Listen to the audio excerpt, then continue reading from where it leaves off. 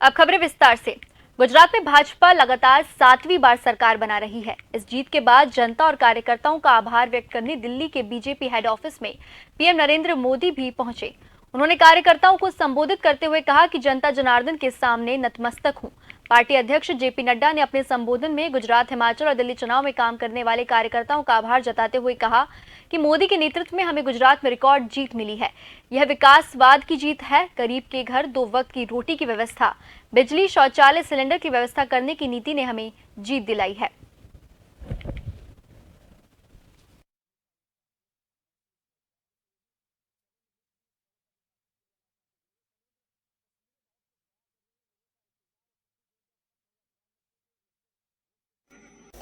मैं गुजरात और हिमाचल और दिल्ली और जनता का बहुत विनम्र भाव से आभार व्यक्त करता हूं।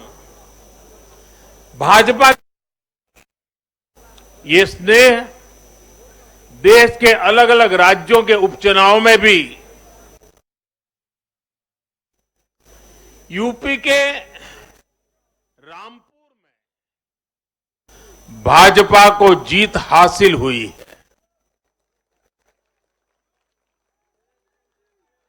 बिहार के उपचुनावों में भाजपा का प्रदर्शन आने वाले दिनों का।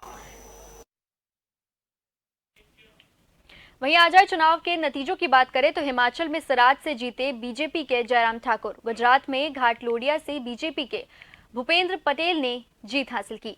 मैनपुरी से लोकसभा उपचुनाव डिंपल यादव जीती हैं। सरदार शहर उपचुनाव में कांग्रेस के अनिल शर्मा ने जीत हासिल की है। आजम के गढ़ रामपुर में भाजपा के आकाश सक्सेना जीते हैं। खतौली में सपा रालोद गठबंधन के मदन भैया की जीत हुई है। हिमाचल में सुंदरनगर से बीजेपी के राकेश कुमार ने जीत हासिल की है। वहीं गुजरात से जलालपुर से जीते बीजेपी के आरसी पटेल। गुजरात में मजुरा से भाजपा के हर्ष संघवी जीत हासिल की है। राजकोट वेस्ट से बीजेपी की दर्शिता शाह ने जीत हासिल की है। वहीं मोरबी से बीजेपी के अमृतिया ने जीत दर्ज की है। नवसारी से बीजेपी के देसाई राकेश गुणवंत भाई जीते हैं। वडगाम से बीजेपी के मणिभाई वाघेला जीते हैं। कुतियाना में निर्दलीय कांधल जडेजा की जीत हुई है। बदलाव रिजल्ट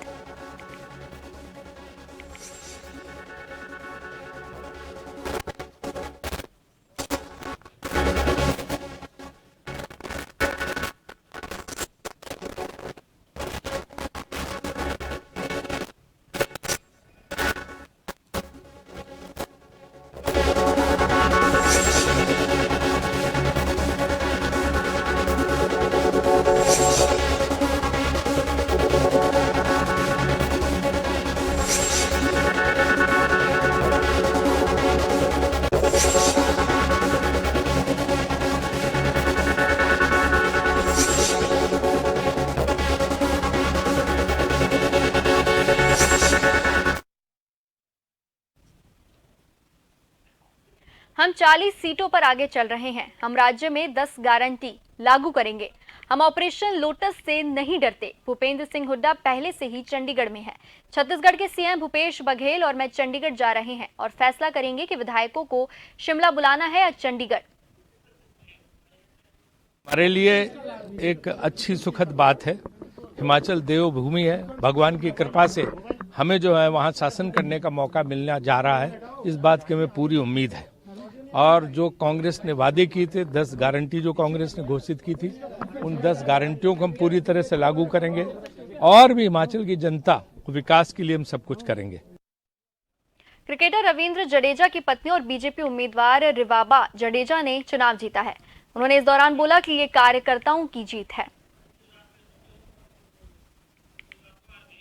जीतनी क्रेडिट मारा तरफथी एमने डेडिकेट है कि हर हमेश अड़ीखम हर हमेश साथे पूरा उत्साह पूरा जोशथी छेल्ला 1 महीनानी अंदर जे एक पारिवारिक माहौल जे एक लोक संपर्क जे घरे घरे जई अने एक जे नेतृत्व एमणे संभाळ्યું છે तो ए जीतनी क्रेडिट सर्वे बधा मारा भारतीय जनता पार्टीना जे होद्देदारो छे, वोर्ड प्रमुखो छे, कोर्पोरेटरश्रीओ छे, शहरना प्रमुख छे, मारा इंचार्ज छे, हकुबा बापू छे, आपणा सांसद साहेब छे, सांसद बेनम छे के पूनमबेन मैडम छे, हकुबा बापू छे, आरसी साहेब छे, તમામને આ જીતનો ક્રેડિટ છે ક્યાંક ને ક્યાંક છે એને હું ડેડિકેટ કરું છું।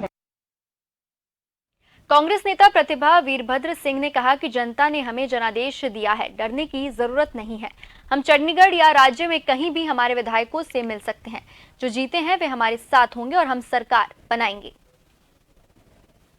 मैदान में उतरे, वो मैंने बड़ी निष्ठा से, ईमानदारी से उस काम को किया और उसमें जीत हासिल की।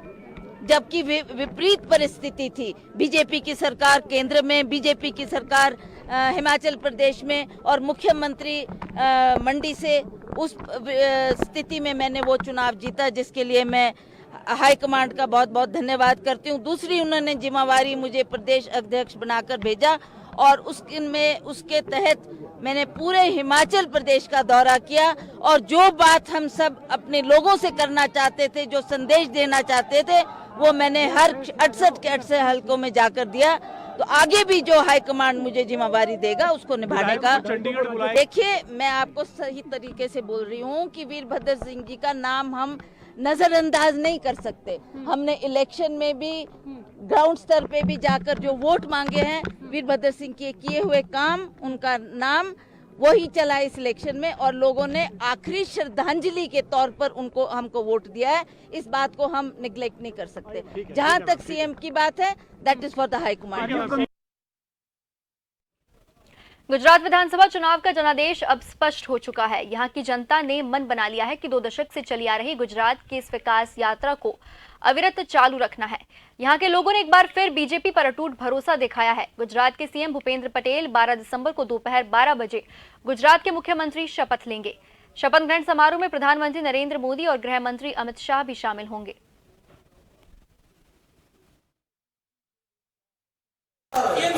शासन और विकास के सभी मानकों पर देश में अग्रणी है। अब इस विकास यात्रा को और तेज गति देने हैं। इस संकल्प पत्र में श्री नरेंद्र भाई मोदी जी ने सैचुरेशन 100% लाभार्थी तक पहुंचने का जो विचार दिया है, उसे आने वाले दिनों में चरितार्थ करने का पूरा रोडमैप है। गुजरात में हुई बीजेपी की ऐतिहासिक जीत पर बीजेपी नेता हार्दिक पटेल ने कहा कि पीएम मोदी के नेतृत्व में पार्टी की जीत हुई है। इसके साथ ही उन्होंने कहा कि गुजरात की जनता ने उनके काम को लेकर वोट दिया है। वहीं बीजेपी की जीत पर पूरे गुजरात में जश्न का माहौल है।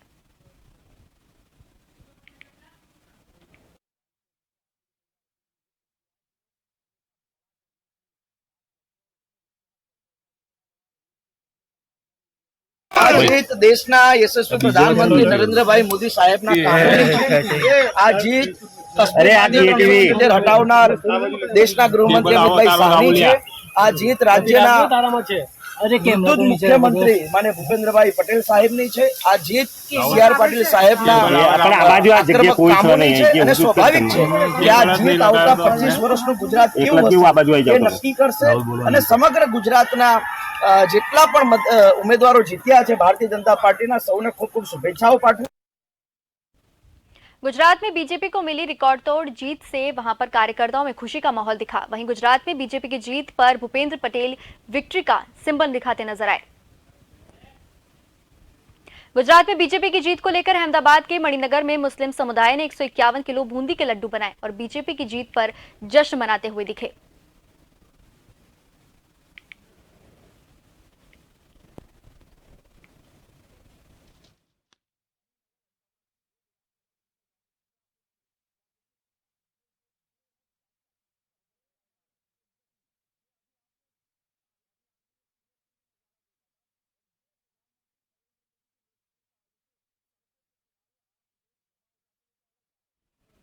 खबर बिहार के कैमूर जिले से है, जहां गुजरात इलेक्शन और बिहार के कुड़नी विधानसभा में हुए उपचुनाव में बीजेपी की जीत पर कैमूर जिले के भाजपा कार्यकर्ताओं ने ढोल नगाड़े के साथ एक दूसरे को रंग गुलाल लगाकर जीत का जश्न मनाया।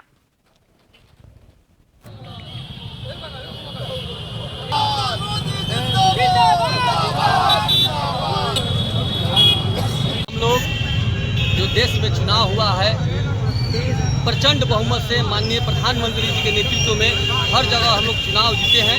गुजरात में भारी बहुमत से चुनाव जीते हैं। बिहार में जो कुड़नी विधानसभा हुआ है, 7 पार्टी एक तरफ है, हम अकेले वहाँ चुनाव लड़े हैं, लेकिन बिहार की जनता ने हमें स्वीकार किया है और नीतीश कुमार को नकार दिया है। हम तो माननीय मुख्यमंत्री से कहेंगे वो जो है अपना इस्तीफा देना चाहिए। क्योंकि उनका सरकार है लेकिन उनको जनता चाह नहीं रहे है, क्योंकि बार बार वो पलटी मारते हैं। यहाँ की जनता जान रही है। यहाँ बुलेटिन में वक्त तो चला एक छोटे से ब्रेक का, लेकिन खबरों का सिलसिला यूं ही जारी है।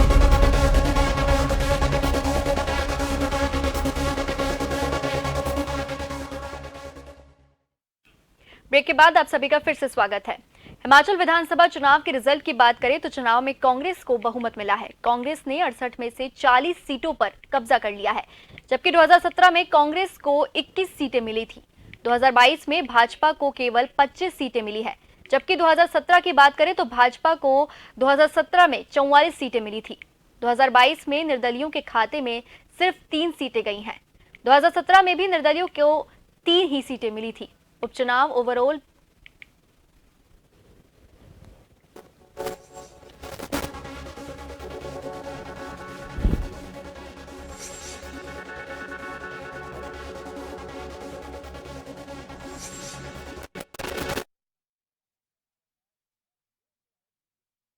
के लिए जीत हासिल की है। 2,88,461 वोट से उन्होंने जीत दर्ज की है। बीजेपी के रघुराज शाक्य को डिंपल ने मात दी है। आजम खान के गढ़ रामपुर में अब कमल खिल गया है। बीजेपी प्रत्याशी आकाश सक्सेना ने वहां पर जीत दर्ज की है। सपा प्रत्याशी आसिम रजा को 25,703 वोटों से उन्होंने हराया है। खतौली विधानसभा सीट पर मनोज भैया की जीत दर्ज की गई है। सपा रालोद गठबंधन की ओर से वे प्रत्याशी थे।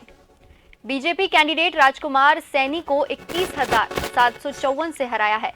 बिहार के कुर्नी में भाजपा के केदार गुप्ता जीते हैं। वहीं जेडीयू के मनोज कुशवाहा को 3,632 वोटों से हराया है।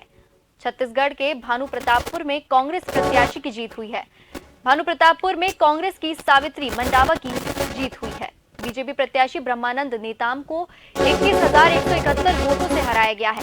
वहीं राजस्थान के सरदार शहर में भी कांग्रेस प्रत्याशी अनिल कुमार ने जीत दर्ज की है। 26,696 वोटों से उन्होंने जीत हासिल की। ओडिशा के पदमपुर में बीजेपी प्रत्याशी वर्षा सिंह जीती हैं।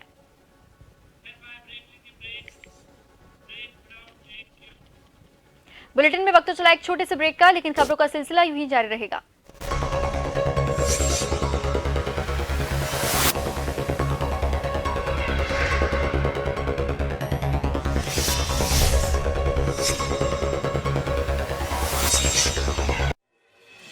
आत्मनिर्भर भारत के सपने को साकार करने के लिए महिला सशक्तिकरण का अहम योगदान रहेगा, ताकि समाज में आर्थिक सबलता लाने में लैंगिक समानता भी शामिल रहे। मातृशक्ति के विकास हेतु उत्तराखंड सरकार ने लखपति दीदी योजना शुरू की है। इस योजना के तहत प्रदेश सरकार ने फैसला लिया है कि वर्ष 2025 में जब उत्तराखंड अपनी स्थापना का रजत जयंती वर्ष मना रहा होगा, तब तक प्रदेश की 1.25 लाख महिलाओं को स्वरोजगार से आत्मनिर्भर बनाने के साथ साथ लखपति बनाने का लक्ष्य पूरा किया जाएगा। इसके लिए उन्हें ऋण, तकनीकी मार्गदर्शन, प्रशिक्षण, उत्पादों के विपणन आदि की सुविधा उपलब्ध कराई जाएगी। ग्राम्य विकास विभाग के माध्यम से महिला स्वयं सहायता समूहों को सशक्त बनाने के लिए बिना ब्याज के 5 लाख रुपए तक का ऋण मुहैया कराया जा रहा है। इसके अलावा स्वयं सहायता समूहों को जोड़कर स्थानीय उत्पादों को बढ़ावा देने के लिए भी हर संभव प्रयास किए जा रहे हैं। प्रधानमंत्री नरेंद्र मोदी ने भी चमोली जिले के माणा गाँव में महिला स्वयं सहायता समूहों द्वारा तैयार किए जा रहे स्थानीय उत्पादों की जमकर प्रशंसा की है। आप जो हमारी माताएं बहनें, सेल्फ हेल्प ग्रुप की बहनें जो उत्पादन पैदा करती है, जो मसाला, वो पहाड़ी नमक, ये सारी चीजें मैं देख रहा था और पैकेजिंग वगैरह मैं सचमुच में मेरा मन बड़ा प्रसन्न कर गया जी। माताओं बहनों को प्रणाम करता हूँ, क्या बढ़िया काम किया आपने। इन महिलाओं को प्रोत्साहन देने हेतु प्रधानमंत्री ने उत्तराखंड आने वाले पर्यटकों और तीर्थ यात्रियों से अपील की है कि वे संपूर्ण यात्रा व्यय में से 5% हिस्सा स्थानीय उत्पादों की खरीदारी में खर्च करें। मुख्यमंत्री धामी ने स्वयं सहायता समूह के माध्यम से एक वर्ष में 1 लाख रुपए से अधिक की आय अर्जित करने वाली महिलाओं को लखपति दीदी के रूप में सम्मानित किया है। लखपति दीदी योजना से खुलेंगे समृद्धि के द्वार। महिला सशक्तिकरण को तत्पर उत्तराखंड सरकार।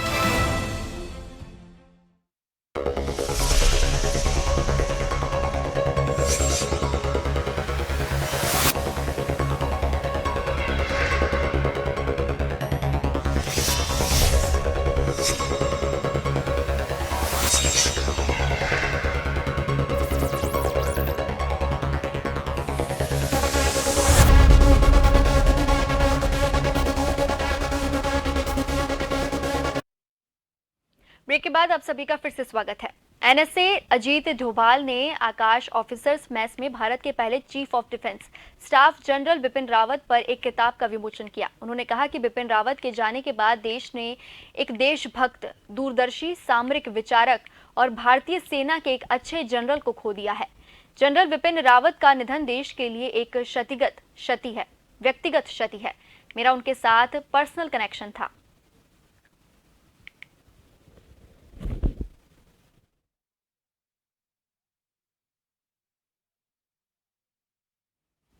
कांग्रेस नेता राहुल गांधी हेलीकॉप्टर से शेरपुर हेलीपैड पहुंचे। भारी सुरक्षा व्यवस्था के बीच हेलीपैड से होटल रणथंभौर स्थित शेरबाग पहुंचे। सोनिया गांधी और प्रियंका गांधी वाड्रा पहले ही होटल शेरबाग पहुंच चुकी हैं। आपको बता दें कि 9 दिसंबर को सोनिया गांधी का जन्मदिन है, जिसके चलते गांधी परिवार सवाई माधोपुर पहुंचा हुआ है। जानकारी यह भी मिल रही है कि जन्मदिन सेलिब्रेट के बाद सोनिया गांधी, प्रियंका गांधी राहुल गांधी के साथ भारत जोड़ो यात्रा में शामिल हो सकती हैं। गांधी परिवार के लोगों की सुरक्षा को लेकर होटल शेरबाग में सुरक्षा के पुख्ता इंतजाम किए गए हैं। जानकारी यह भी मिल रही है कि गांधी परिवार रणथंभौर नेशनल पार्क का भी भ्रमण कर सकते हैं।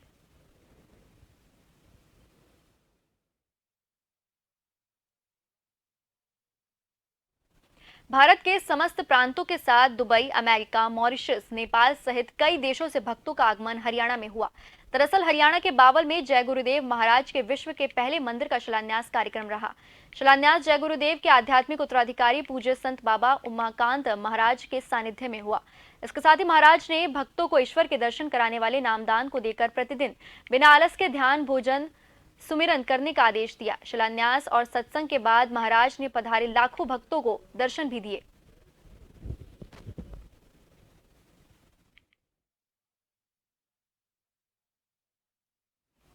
सुप्रीम कोर्ट ने अटॉर्नी जनरल से कहा कि मंत्रियों को सलाह दें कि वह कॉलेजियम सिस्टम की आलोचना करते समय संयम बरतें। जजों के चयन का यह सिस्टम फिलहाल देश का कानून है, सरकार को इसका पालन करना होगा। अगर ऐसा ही रहा तो देश में हर कोई कहने लग जाएगा कि वह किस कानून का पालन करना चाहता है और किसका नहीं। सुप्रीम कोर्ट ने यह भी कहा कि संसद को कानून बनाने का अधिकार है, लेकिन ये अदालतों की जांच के अधीन है। यह महत्वपूर्ण है कि जो कानून अदालत निर्धारित करे उनका पालन किया जाए, वरना लोग उस कानून का पालन करेंगे जो उन्हें सही लगता है।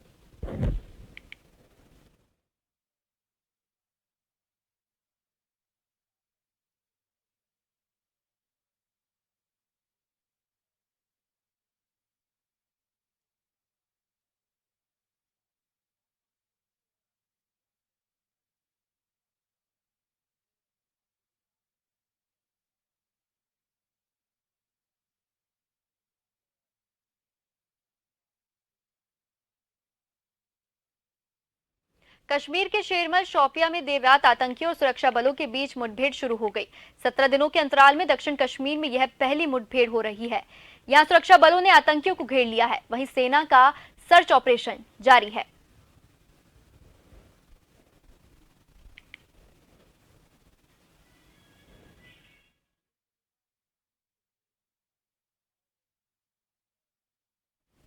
पाकिस्तान की राजधानी इस्लामाबाद के लोकप्रिय संडे बाजार में भीषण आग लगने से 300 दुकानें और स्टॉल जलकर खाक हो गए।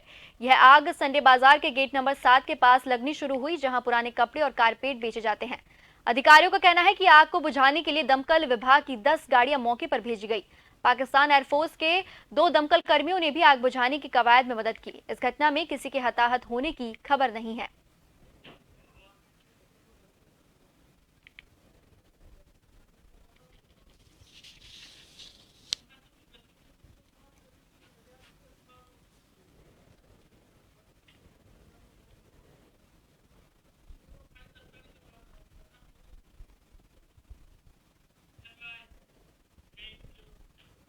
खरगोन के सेल्दा एनटीपीसी प्लांट की बिल्डिंग पर काम करते समय 30 फीट नीचे गिरने और सिर की चोट लगने से एक मजदूर की दर्दनाक मौत हो गई, जिससे हड़कंप मच गया। घटना में कंपनी की लापरवाही सामने आ रही है। बताया जा रहा है कि घटना के वक्त मजदूर ने कोई सुरक्षा कवच नहीं पहना हुआ था और हादसे में वह लहूलुहान हो गया, जबकि पुलिस मर्ग कायम करके मामले की पड़ताल कर रही है। मृतक की पुष्टि खंडवा जिले के बलदाव उर्फ बलराम के रूप में हुई। इस दौरान एएसपी मनीष खन्नी ने जांच के बाद तथ्यों का खुलासा करने की बात कही।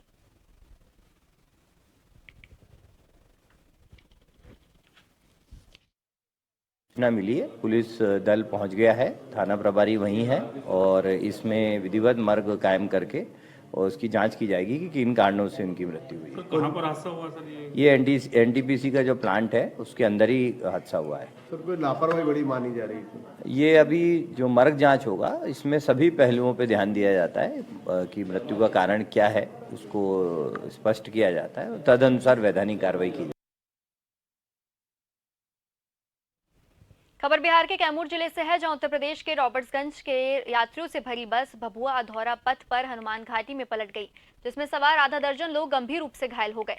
सभी घायलों को भगवानपुर पीएचसी में इलाज चल रहा है। चिकित्सक के अनुसार इलाज के बाद सभी घायल खतरे के बाहर बताए जा रहे हैं। सभी घायल कैमूर जिले के ही बताए जा रहे हैं। घटना भगवानपुर थाना क्षेत्र के भभुआ अधौरा पथ हनुमान घाटी की बताई जा रही है।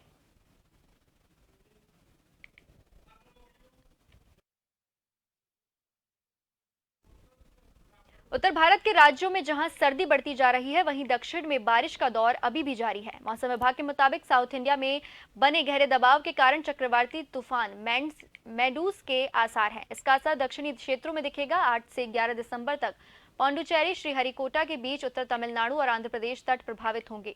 इन क्षेत्रों के लिए अलर्ट जारी कर दिया गया है। वहीं 9 दिसंबर को 70 किलोमीटर प्रति घंटे की तेज हवाओं के साथ अगले दिन 3 दिनों तक भारी बारिश की आशंका है।